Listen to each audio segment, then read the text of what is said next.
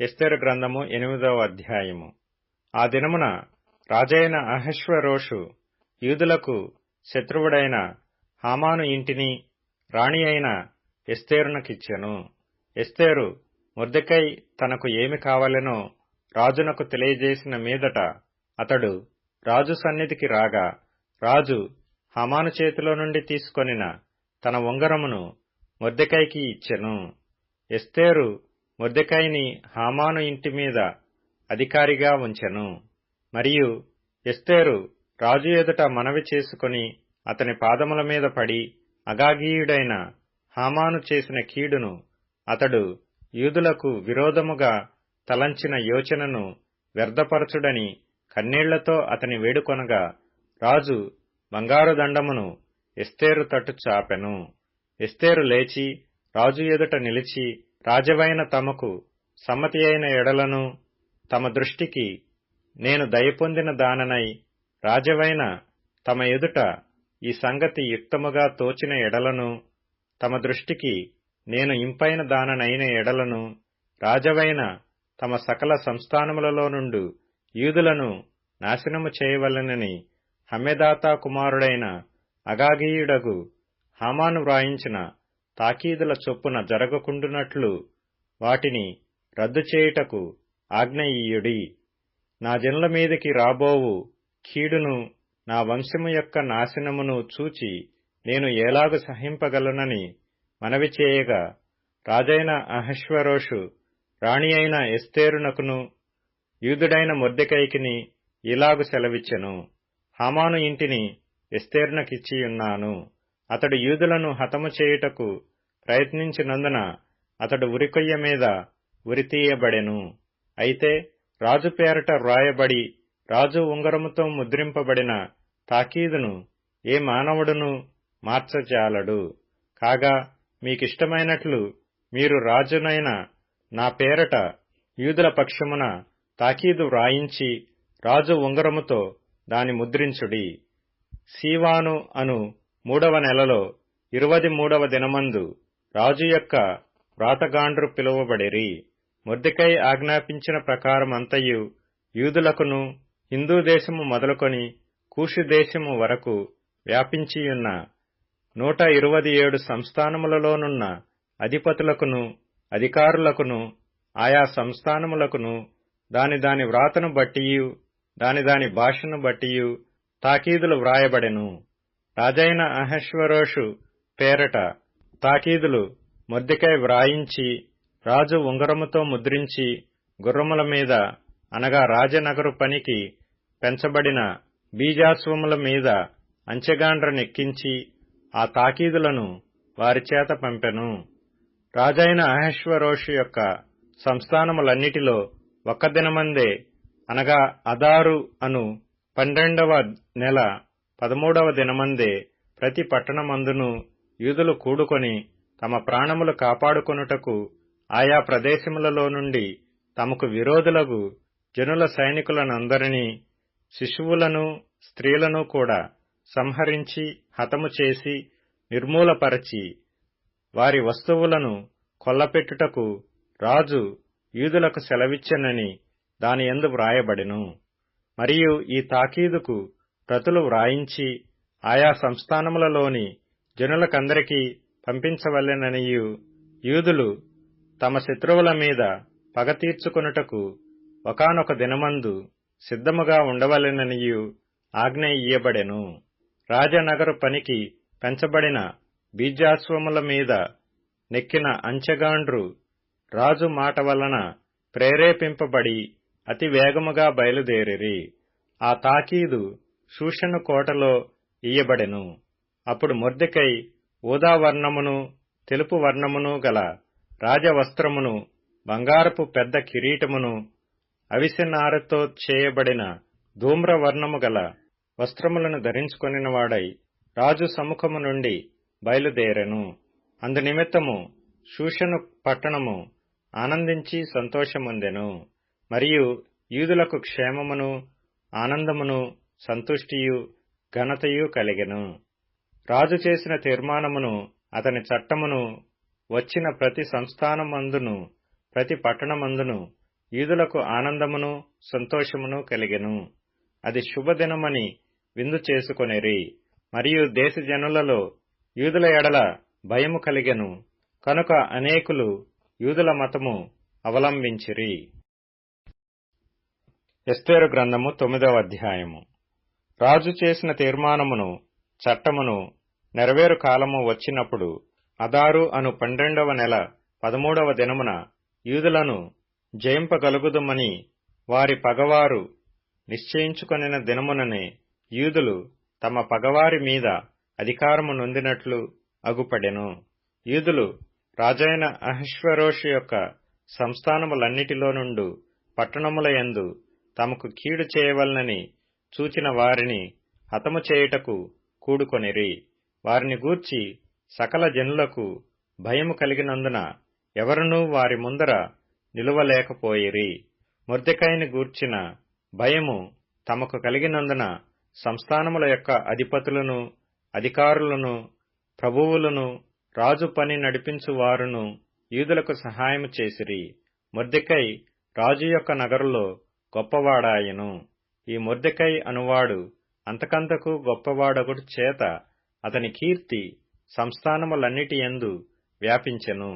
యూదులు తమ శత్రువులనందరినీ కత్తివాత హతము చేసి వారిని నాశనము చేసి మనసు తీరా తమ విరోధులకు చేసిరి. షూషను కోటయందు యూదులు 500 మందిని చంపి నాశనము చేసిరి.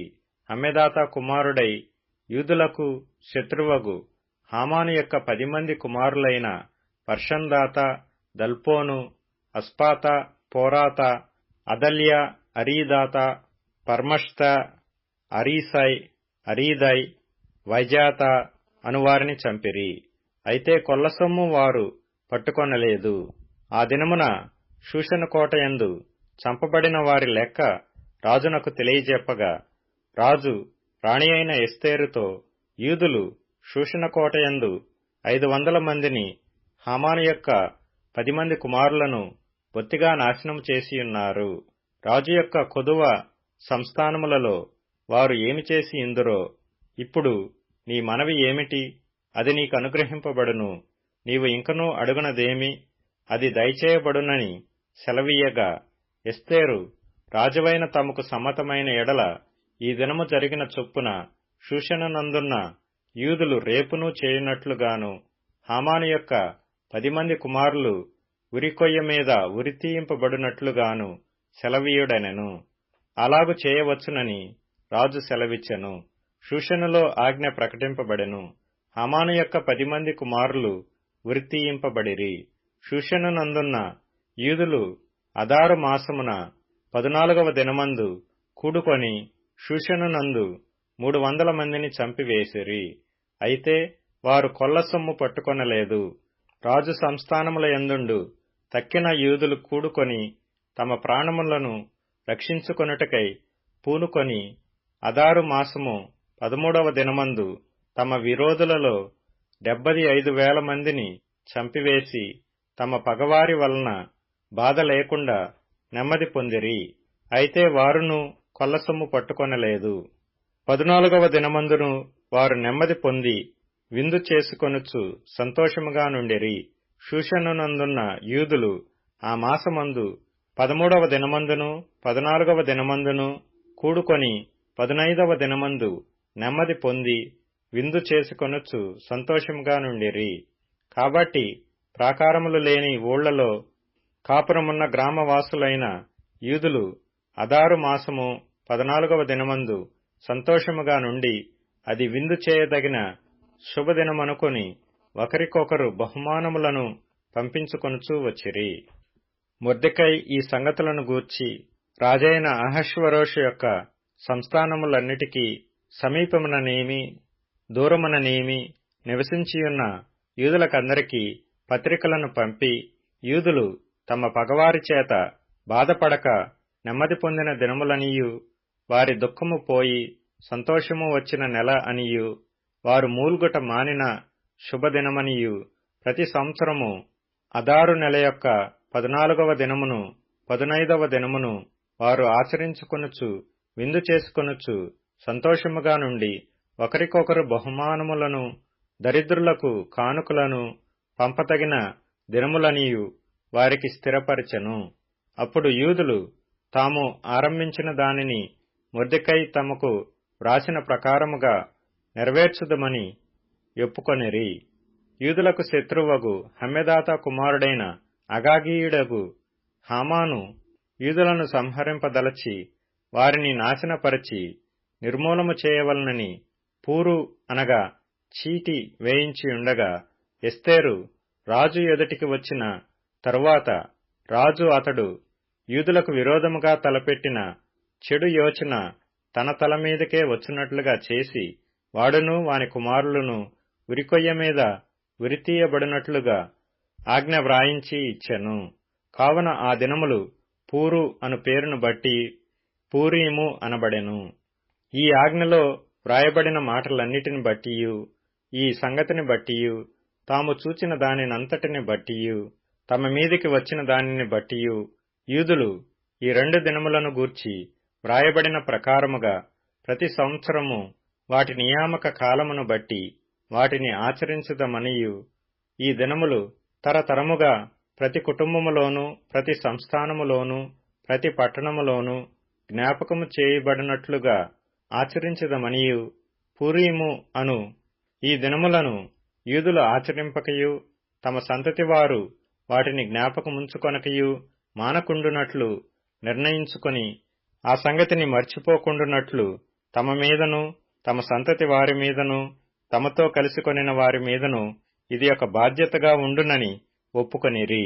అప్పుడు పూరీమును గూర్చి వ్రాయబడిన ఈ 2వ ఆజ్ఞను దృఢపరచుటకు అబీహాయిలు కుమార్తెయును రాణియునైన ఎస్తేరును యూదుడైన మొర్దెకైయును ఖండితముగా వ్రాయించిరి.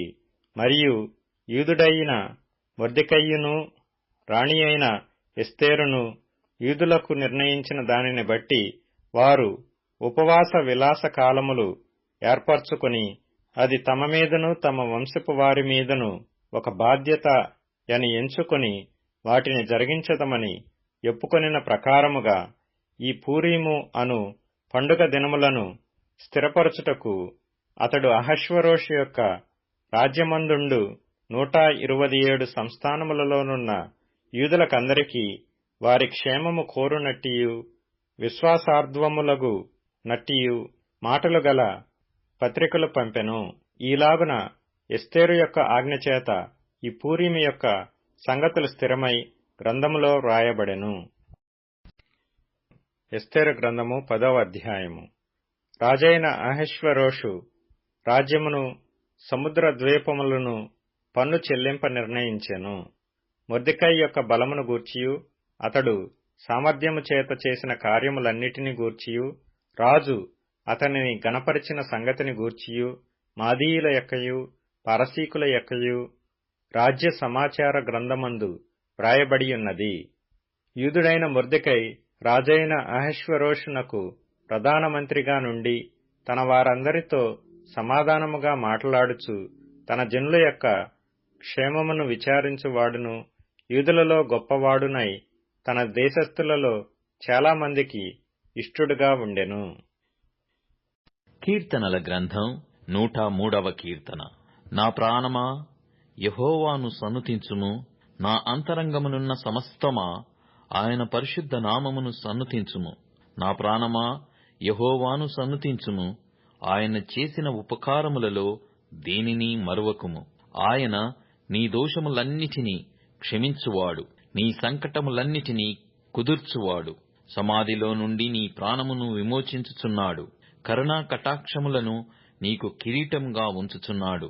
పక్షిరాజు యవనము వలె నీ యవనము క్రొత్తదగుచుండునట్లు మేలుతో నీ హృదయమును తృప్తిపరచుచున్నాడు. సామెతల గ్రంథం 21వ అధ్యాయం. యెహోవా చేతిలో రాజు హృదయము నీటి కాలువల వలెనున్నది. ఆయన తన చిత్తవృత్తి చొప్పున దాని త్రిప్పును. ఒకడు తనకేర్పరచుకొనిన మార్గము ఎట్టిదైనను తన దృష్టికది న్యాయముగానే అగపడును. యెహోవాయే హృదయములను పరిశీలన చేయువాడు. నీతి న్యాయములననుసరించి నడుచుకొనుట బలులనర్పించుట కంటే యెహోవాకు ఇష్టము. రోమీయులకు వ్రాసిన పత్రిక 16వ అధ్యాయము. కెంక్రేయలో ఉన్న సంఘ పరిచారకురాలగు ఫీబే అను మన సహోదరిని పరిశుద్ధులకు తగినట్టుగా ప్రభునందు చేర్చుకుని, ఆమెకు మీ వలన కావలసినది ఏదైనా ఉన్న ఎడల సహాయము చేయవలెనని ఆమెను గూర్చి మీకు సిఫారసు చేయుచున్నాను. ఆమె అనేకులకును నాకును సహాయురాలయ్యుండెను. క్రీస్తు యేసునందు నా జత పనివారైన ప్రిస్కిల్లకును అకులకును నా వందనములు చెప్పుడి. వారు నా ప్రాణము కొరకు తమ ప్రాణములను ఇచ్చుటకైనను తెగించిరి. మరియు వారి ఇంట ఉన్న సంఘమునకును వందనములు చెప్పుడి. నేను మాత్రము కాదు, అన్యజనులలోని సంఘముల వారందరూ వీరికి కృతజ్ఞులయ్యున్నారు. ఆసియాలో క్రీస్తుకు ప్రథమ ఫలమయ్యున్న నా ప్రియుడగు ఎపైనెటుకు వందనములు. మీ కొరకు బహుగా ప్రయాసపడిన మరియకు వందనములు. నాకు బంధువులను నా తోడి ఖైదీయులైన ఆంద్రోనీకును యూనియాకును వందనములు. మీరు అపోస్తలులలో ప్రసిద్ధికెక్కిన వారై నాకంటే ముందుగా క్రీస్తునందున్నవారు. ప్రభువునందు నాకు ప్రియుడగు అంప్లియతకును వందనములు. క్రీస్తునందు మన జత పనివాడగు ఉర్బానుకును నా ప్రియుడగు స్తాకునకును వందనములు. క్రీస్తునందు యోగ్యుడైన అపెల్లెకు వందనములు. అరిస్తోబులు ఇంటివారికి వందనములు. నా బంధువులకు హెరోదియోనుకు వందనములు. నార్కీస్కు ఇంటి వారిలో ప్రభువునందు వారికి వందనములు. ప్రభువునందు ప్రయాసపడు త్రూపైనకును త్రూఫోసాకును వందనములు. ప్రియురాలగు పెర్సిసునకు వందనములు. ఆమె ప్రభువునందు బహుగా ప్రయాసపడెను. ప్రభువునందు ఏర్పరచబడిన రూపునకు వందనములు. అతని తల్లికి వందనములు. ఆమె నాకును తల్లి. అసుంక్రితుకును ప్లెగోనుకును హెర్మేకును పత్రోబుకును హెర్మాకును వారితో కూడనున్న సహోదరులకును వందనములు.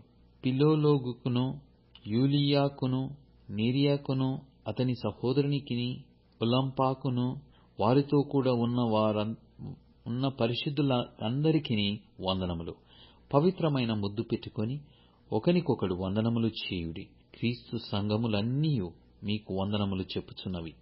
సహోదరులారా, మీరు నేర్చుకొనిన బోధకు వ్యతిరేకముగా భేదములను ఆటంకములను కలుగజేయు వారిని కనిపెట్టియుండుడని మిమ్మును బతిమాలుకొనుచున్నాను.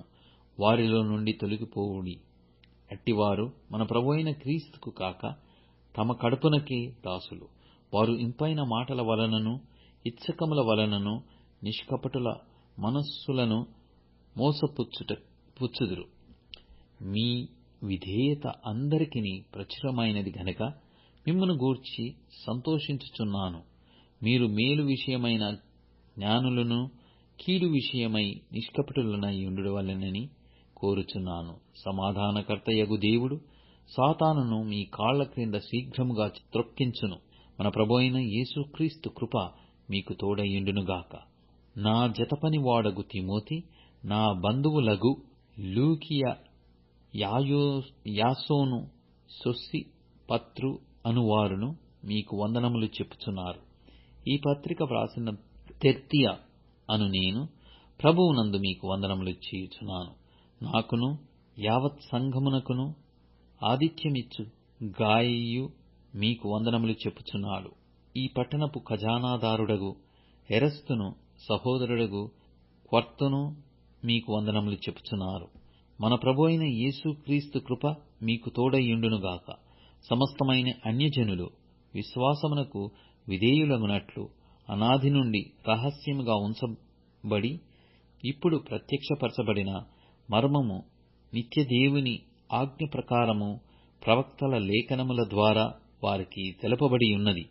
ఈ మర్మమును అనుసరించియున్న నా సువార్త ప్రకారముగాను యేసుక్రీస్తును గూర్చిన ప్రకటన ప్రకారముగాను మిమ్మును స్థిరపరచుటకు శక్తిమంతుడును అద్వితీయ జ్ఞాన సంపన్నుడునైన దేవునికి యేసుక్రీస్తు ద్వారా నిరంతరము మహిమ కలుగునుగాక.